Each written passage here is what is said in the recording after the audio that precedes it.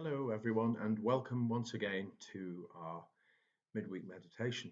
And as I record this, it is Guilt Wednesday, or Ash Wednesday as it's more commonly known, but experienced as Guilty Day or Boastful Day.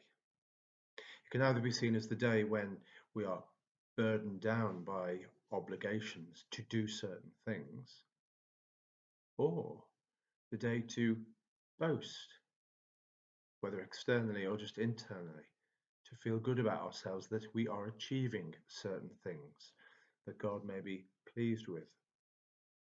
So what do we do with this conundrum? Because it's true of all of us, all of the time. Well, the reading for Ash Wednesday, one of the readings set, says, do not take care to not practice your righteousness in the sight of people. So who is your audience? To practice your righteousness in the sight of people, to look good, to try and be good, to show off as good.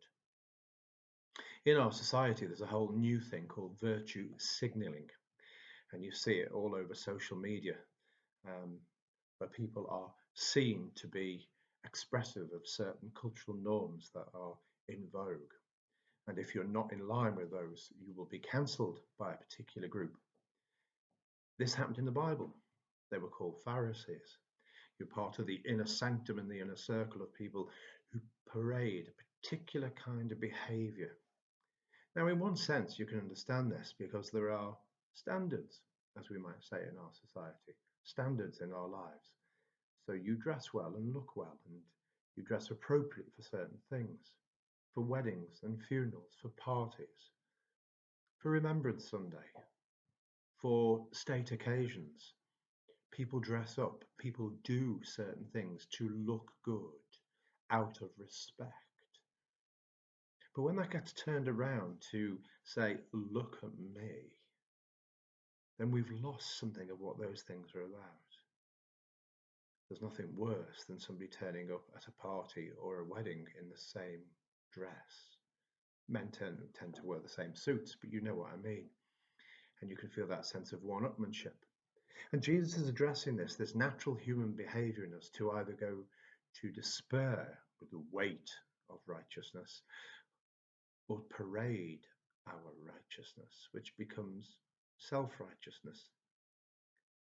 And instinctively we recoil from that and we hate it. And the reason Jesus does this, what he does is talk about the nature of God. He says, your Father who sees in secret will reward you.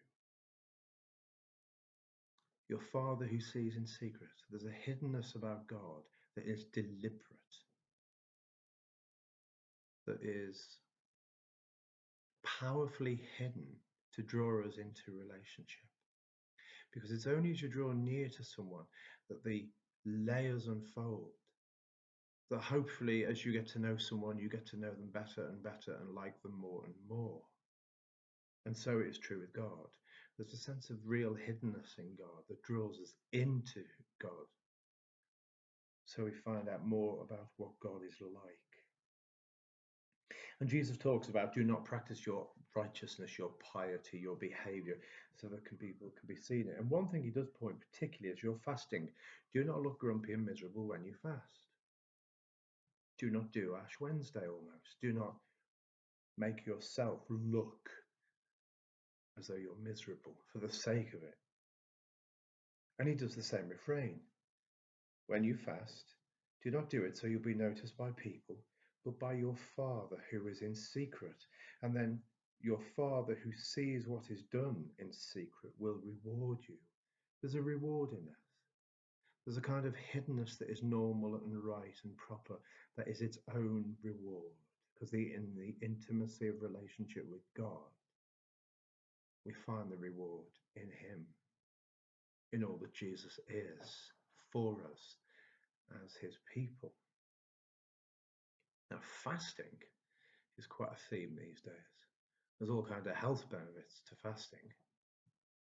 But do you fast? Some of us do, some of us don't. Is it a mark of being a super Christian or not? But if you're doing it for health, Is it for spirituality? Is it for relationship?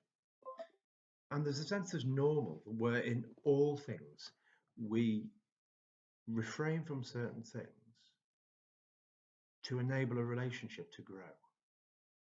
That's what fasting is. So you don't have to fast in terms of food, but you might have to stop all that would destroy the relationship between you and God or other people. And that's the essence of Ash Wednesday. It's about relationships. The God who is in secret, who sees what is in secret, will reward you. So however you're spending Lent, whatever your discipline may or may not be, try and keep it secret, but open it before God. And where you struggle, open it before God, for he will reward you. He will bring himself to you. And in the end, that's all that counts. May God bless us all this Lenten season. Amen.